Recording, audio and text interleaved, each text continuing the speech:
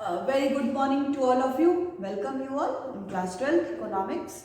So as you already know that we have completed whole syllabus of economics, that is macroeconomics and the Indian economic development. So from the previous few classes we were continuously revise the chapters. We have done numbers of the numerical questions related to your macroeconomics chapter, national income and income determination and the multiplier, as well as we have also discussing some theoretical part of your economics like balance of payment, foreign exchange rate and AT and AS approach, saving and investment approach, income determination, full employment situation, under full employment situation, over full employment situation, in as excess demand, deficient demand, fiscal policy, monetary policy and so on. Okay, but after that we have started to solve the some previous year paper. So first of all we have discussed the CBSE sample paper which is issued by the CBSE in October 2020. We have already discussed. After that we have started to solve the CBSE examination paper which is already came in year 2020. After that we have discussed the CBSE examination paper 2019. So till the year 2019 there were only microeconomics you have to study, because in the class in the class 12 economics previously microeconomics is already in your class 12, but till now you have to study the macroeconomics and the Indian economic development. Okay, so several questions we have already discussed in the last classes, and we have done numbers of the numerical questions which is already came in your examination. And after that in today's class we are going to study the some other previous year papers related questions जो already आपके exams में आ चुके, whatever they have already came in your examination. So we will discuss these questions one by one, whether they are theoretical or the numerical. So before this, so you have first of all we are going to start the today's video. Okay, so we will discuss the numbers of the numerical questions as well as some numerical questions of the income determination and the national income as well. Okay, so let's get started.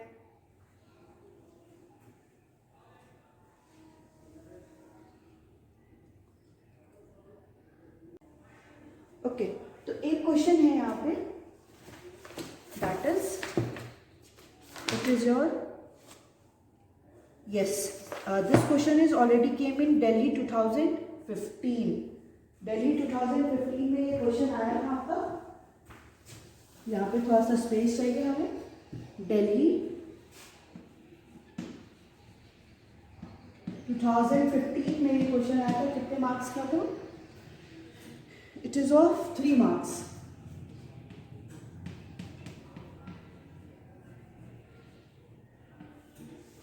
Three marks का ही question था. क्या कह रहा है? An economy is in equilibrium. An economy is in equilibrium. Economy क्या है? Equilibrium पे है.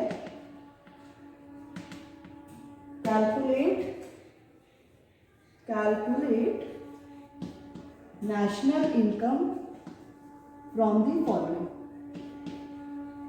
Calculate the national income from the following. Okay. Information आपको क्या क्या दे रहा है? ऑटोनॉमस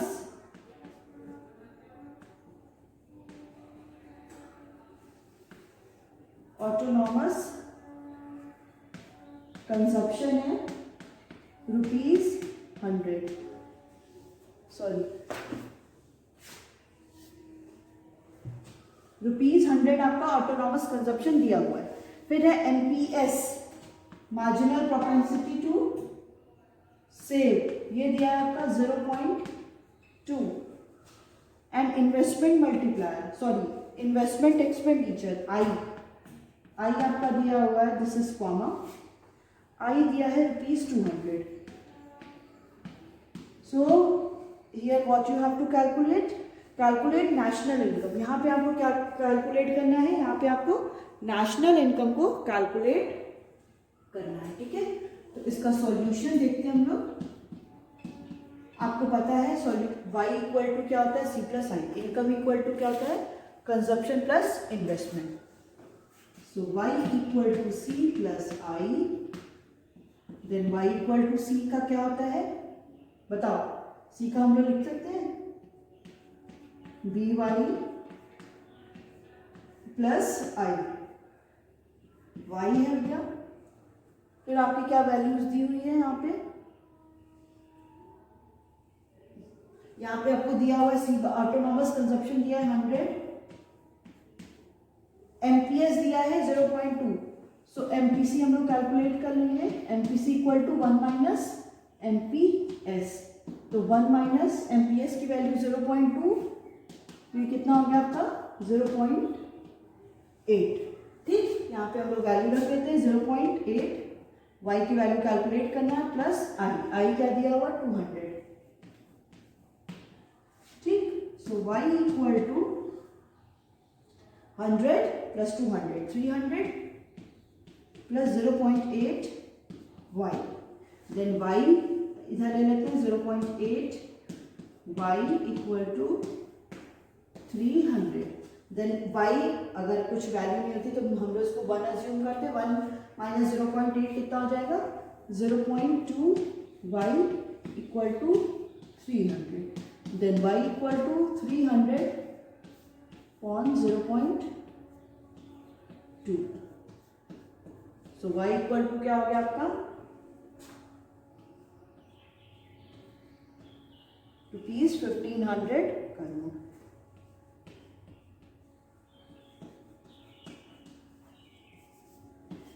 ये हो गया आपका आंसर। ठीक है, एकदम सिंपल सा क्वेश्चन था, कुछ भी नहीं था इसमें, बस कैलकुलेट क्या करना था ये आपको पहले समझना पड़ेगा कि हमें इस क्वेश्चन में कैलकुलेट क्या करना है। ठीक है, उसके हिसाब से हम क्या करते जाएंगे, क्वेश्चन को कैलकुलेट करते चले जाएंगे। ठीक है, तो यहाँ पे सारी इंफॉर्मेशन दी हुई थी, बस आपको इनकम को कैलकुलेट करना था। ठीक है, इस ऐसे ही कुछ हम लोग और न्यूमेरिकल क्वेश्चंस को करते हैं।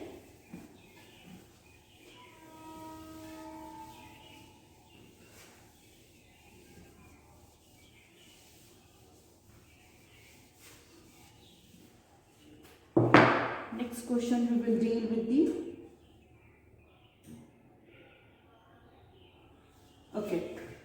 the question is given here. It is also came in Delhi 2015. Delhi 2015 में ये क्वेश्चन आया था। क्वेश्चन क्या कह रहा है, क्वेश्चन कह रहा है that is an economy is in equilibrium. एक इकोनॉमी क्या है, इकोनॉमी हमारी इक्विलिब्रियम की कंडीशन पे, an economy is in equilibrium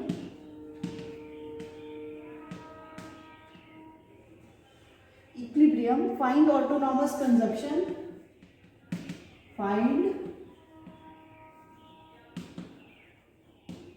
autonomous consumption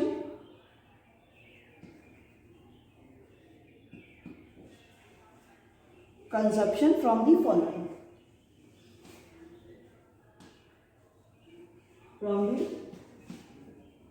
following,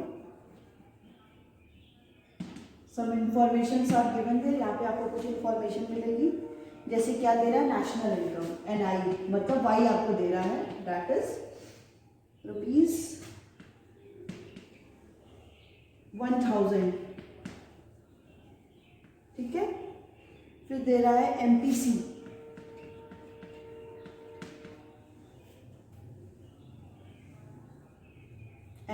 है आपका यहाँ पे 0.8।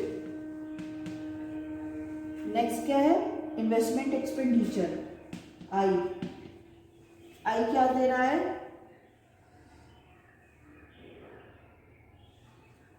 ₹100। ठीक है, ये इंफॉर्मेशन आपको दी है। यहाँ पे आपको क्या कैलकुलेट करना है, ऑटोनॉमस कंजप्शन कैलकुलेट करना है। आपको पता है सॉल्यूशन हम इसका लिखते हैं, then y equal to C plus I. y क्या होता है, किसके इक्वल होता है, कंजप्शन प्लस इन्वेस्टमेंट के इक्वल होता है। ठीक है, y किसके इक्वल होता है, y is equal to C plus I. Then y, c को हम लोग क्या, C bar plus B Y plus I लिख सकते हैं। देन इसकी वैल्यू दी हुई है national income, that is 1000 equal to C bar आपको कैलकुलेट करना है। एमपीसी की वैल्यू दी है 0.8 इंटू 1000 प्लस आई। ठीक है, 1000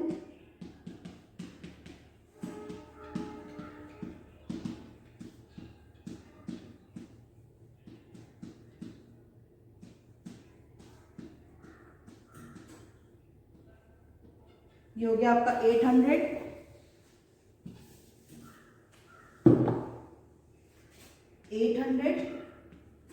प्लस आई की भी वैल्यू इज ऑलरेडी गिवन ना 100, ये हो गया आपका 100।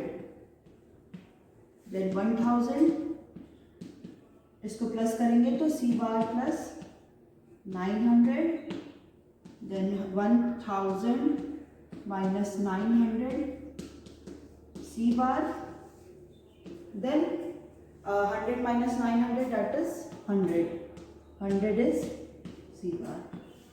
100 आपका क्या आ गया, ऑटोनॉमस कंजप्शन आ गया, ₹100।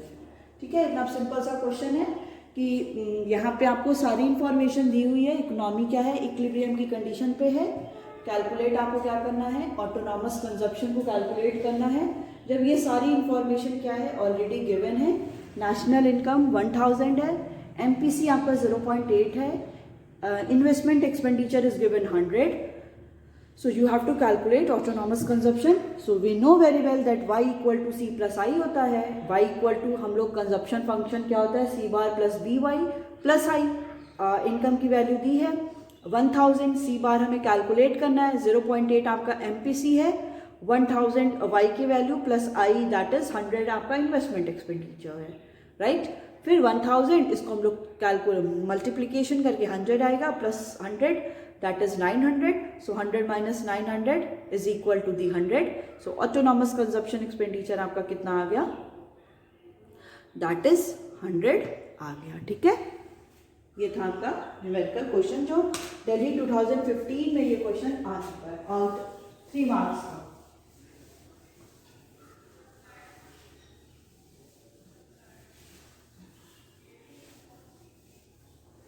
ठीक है, नेक्स्ट क्वेश्चन पे हम लोग मूव करते हैं।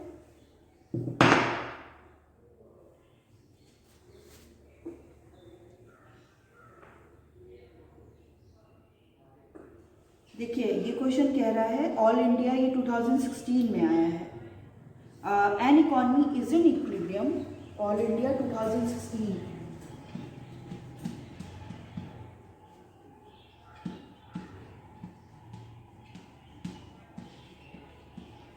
क्वेश्चन क्या कह रहा है, that is an economy is in equilibrium,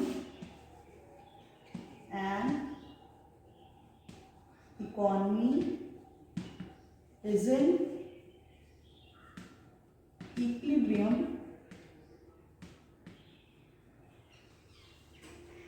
find investment expenditure, find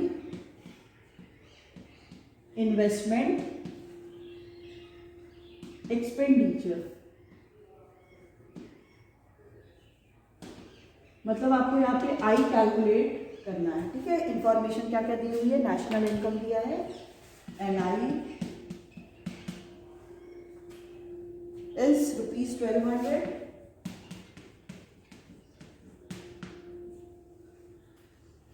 autonomous consumption expenditure that is C bar दिया है ₹150। नेक्स्ट है आपका एमपीसी, एमपीसी दिया है 0.8। ठीक है, यहाँ पे आपको क्या कैलकुलेट करना है, इन्वेस्टमेंट एक्सपेंडिचर। सो इसका सॉल्यूशन लिखते हैं, that is y equal to C plus I. Y आपकी वैल्यू दी हुई है दैट इज 1200, सी की वैल्यू आपको पता है, सी bar plus P Y plus I, then 1200, सी बार की वैल्यू क्या है 115, एमपीसी की वैल्यू दी हुई है 0.8 इंटू ये कितना दिया है, that is, wait a minute, something I have written, okay 1200 हो गया, okay this one is 150, okay right, 150 I have written 0.800, then 1200, okay ठीक है, तो ये हो गया आपका 1200 प्लस आई, ठीक है, तो सो 12, सो ये हो गया आपका 1200, 150 प्लस ये हो गया आपका 960 प्लस आई, इसको मल्टीप्लाई करेंगे, देन 1200 सम करेंगे, 6 और 5 11, 9 और 10 11 प्लस आई, देन 12, एक minute, 150 plus 960, okay, so 1200 minus equal to I, then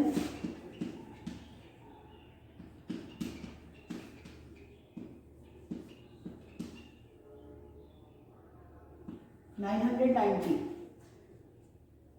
sorry 990, this one will be equal 90, so I आपका क्या आ गया, यहाँ पे हम लोग कैलकुलेट करते हैं, then I equal to आ गया 1200 माइनस 1110 माइनस करेंगे, then I equal to 9, so this one is your answer, जहाँ पे आपका इन्वेस्टमेंट एक्सपेंडिचर कितना आ रहा है 19 आ रहा है, ठीक है,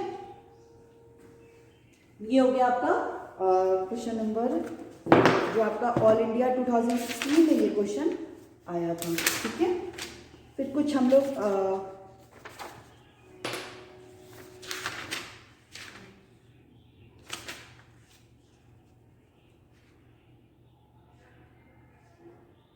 देखिए नेक्स्ट क्वेश्चन है, हम लोग डिस्कस करते हैं, explain the meaning of the balance of payment deficit. Balance of payment deficit को किसको कहते हैं, मीनिंग क्या है, ये आपका क्वेश्चन सीबीएसई 2018 और दिल्ली 2014 में ऑलरेडी आ चुका है। सीबीएसई 2018 में और दिल्ली 2014 में। देखिए बहुत सारे ऐसे भी अभी टॉपिक हैं जो आपके सिलेबस से हट चुके हैं, है ना, 30% आपका सिलेबस रिड्यूस हुआ है, तो कुछ टॉपिक हट भी गए।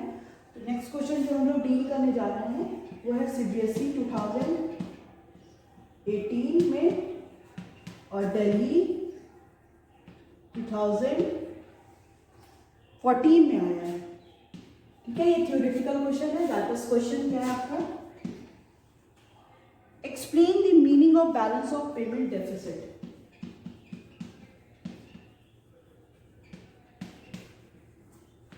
In the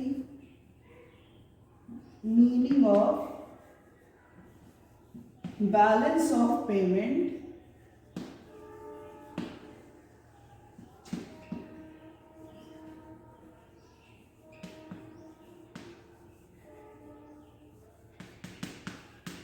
डेफिसिट, ठीक है। तो देखिए क्या कहता है, deficit in BOP refers to a situation when receipt of the country arising out of the autonomous transactions are less than the corresponding payment to the rest of the world during the period of an accounting year, and it highlights our net liabilities towards the rest of the world।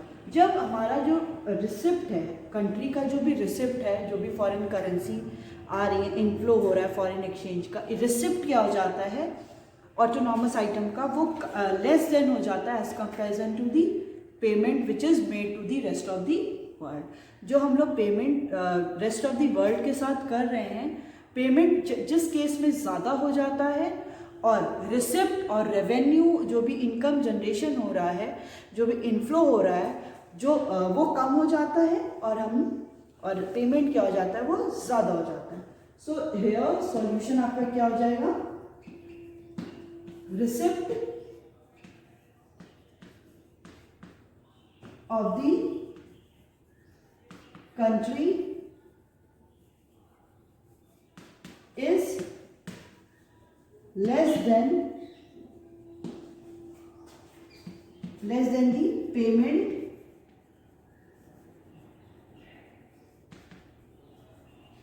which is made to ROW, that is rest of the world,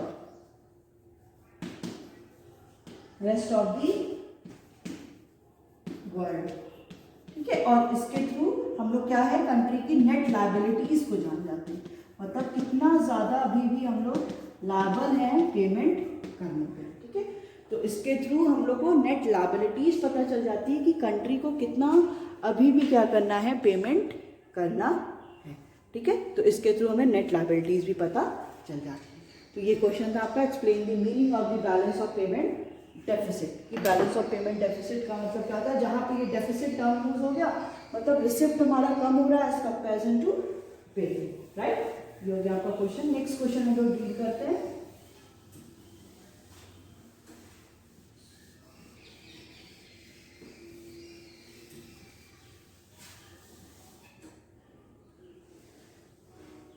okay, so next question will be, यहाँ पे कह रहे हैं give reason state whether the following statement are true और false. ये दिल्ली 2011 में आया, Delhi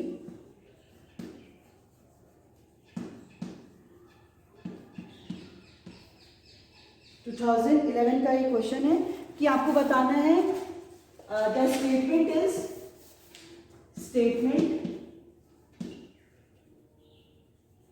is true और फॉल्स विथ वैलिड रीजन। आपको उसका वैलिड रीजन भी देना है कि अगर ये ट्रू है तो क्यों ट्रू है, अगर ये फॉल्स है तो क्यों फॉल्स, ठीक है। तो स्टेटमेंट कह रहा है excess of foreign exchange receipt over foreign exchange payment on account of accommodating transaction equal deficit in the balance of payment. एकदम सही है, कह रहा है कि अगर foreign exchange receipt over foreign exchange payment on account of accommodating transaction, अगर foreign exchange receipt over the foreign exchange payment क्या हो जा रहा है, अकोमोडेटिंग आइटम्स का ज़्यादा हो रहा है, it equals to deficit in the balance of payment, ठीक है। बैलेंस ऑफ पेमेंट में क्या है, डेफिसिट कर रहा है, true, because an accommodating transaction remove both the surplus and deficit in balance of payment account. क्योंकि हम लोग जब भी अकोमोडेटिंग ट्रांजेक्शंस करते हैं, अकोमोडेटिंग आइटम्स को इंक्लूड करते हैं, तो हमेशा हम लोग अपने बैलेंस ऑफ पेमेंट को इक्वल करने के लिए करते हैं। क्योंकि अकोमोडेटिंग आइटम्स क्या होते हैं, जो भी पेमेंट ट्रांजेक्शन हो रहा है वो गवर्नमेंट के थ्रू होता है, और गवर्नमेंट क्या करती है, अपने कहीं से बोरो करके बैलेंस ऑफ पेमेंट को इक्वल करती है, ठीक है। So an outflow causes deficit which has to be fulfilled with the inflow. मतलब एक आउटफ्लो क्या है, आउटफ्लो क्या करता है, डेफिसिट को कॉज करता है, और which has to fulfil with the inflow, जिसको कैसे हम लोग फुलफिल करेंगे, इनफ्लो के थ्रू हम लोग फुलफिल करेंगे, राइट। तो ये पहला आपका क्या हो गया, इसका first one is true. Next है that is export and import of the machine are recorded in the capital account of balance of payment account. Export और इम्पोर्ट, अगर हम लोग कोई भी गुड्स एंड सर्विसेज का एक्सपोर्ट और इम्पोर्ट करते हैं तो वो कैपिटल अकाउंट में रिकॉर्ड होता है। Is it right? I think so it is not right, because जो भी export of the goods and services, import of the goods and services, these all are recorded in the current account. तो ये statement क्या हो गया आपका, false हो गया। ये इसको कह रहा है कि एक्सपोर्ट और import of the goods and services are recorded in the capital account of the BOP. BOP के कैपिटल अकाउंट में रिकॉर्ड होता है, एकदम गलत है। वो किस साइड में रिकॉर्ड होता है, वो करेंट अकाउंट में रिकॉर्ड होता है, राइट। जब इनफ्लो करते हैं तो वो क्रेडिट होता है, जब आउटफ्लो करते हैं तो वो डेबिट होता है। नेक्स्ट क्वेश्चन हम लोग डील करते हैं, that is Yes. The question is given here. In an economy, it is this question is of 3 marks. ठीक है, ये क्वेश्चन कितने मार्क्स का है? या 3 और 4 मार्क्स के ये क्वेश्चन है, इसको डिस्कस करते हैं. The question is saying that in an economy, ये कब आया है? ये क्वेश्चन आपका ऑल इंडिया 2011 में आया है. All India 2011. In an economy,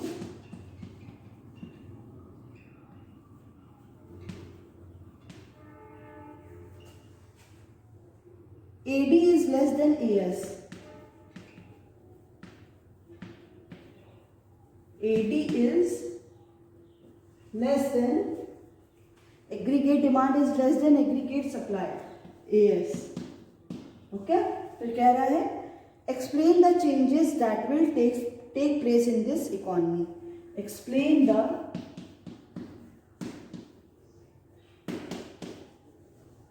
changes that takes place in this economy. ठीक है, ये क्वेश्चन आपका 4 मार्क्स का है. 2011 ऑल इंडिया में ये पेपर आ चुका है, सॉरी ये क्वेश्चन आ चुका है, जिसमें क्या कह रहा है? इसमें बोल रहा है कि इन एन इकॉनमी में क्या है? एडी क्या है? वो लेस देन है एएस के वो लेस देन है. फिर क्या करना है? एक्सप्लेन करना है changes that takes place in this economy. इस इकॉनमी में क्या क्या चेंजेस आ रहे हैं, उन चेंजेस को क्या करना है? एक्सप्लेन करना है कि जब एडी क्या हो जाएगा? एएस के लेस देन हो जाएगा. राइट. अब हम लोग क्या करते हैं, इसका सॉल्यूशन देखते हैं. देखिए ये सिचुएशन क्या है? AD is less than AS, मतलब एएस ज़्यादा हो जा रहा है सप्लाई. जब सप्लाई ज़्यादा हो जा रहा है, एडी कम हो जा रहा है, तो ये सिचुएशन आपकी हो जाएगी. ये हो गया आपका एएस, ये हो गया आपका AD. This is the point of equilibrium. O Y है, ये आपका इनकम है, ये एडी एंड एएस. जब एडी कम हो जा रहा है, so actual AD is become less than the required AD. AD 0, AD 1. This point. ये जो गैप है, ठीक है, अब AD देखिए कम हो जा रहा है, ये जो गैप है ये आपका हो जाता है डेफिशिएंट डिमांड का, और जिसको और क्या बोलते हैं? Deflationary gap. अब इक्विलिब्रियम हमारा जो पॉइंट ई पे था, अब इक्विलिब्रियम हमारा E1 पे हो जा रहा है. ये फुल एम्प्लॉयमेंट की सिचुएशन थी. ये हमारा Y1 दैट इज यहाँ पे क्या है कि अंडर एम्प्लॉयमेंट की सिचुएशन है. ये under employment of resources, under employment of resources. ठीक है, ये सिचुएशन है आपकी. इसमें कह रहा है, देखिए हम लोग ने डायग्राम के थ्रू एक्सप्लेन कर दिया. अब आपका ये जो पॉइंट है वो डेफिशिएंट डिमांड है.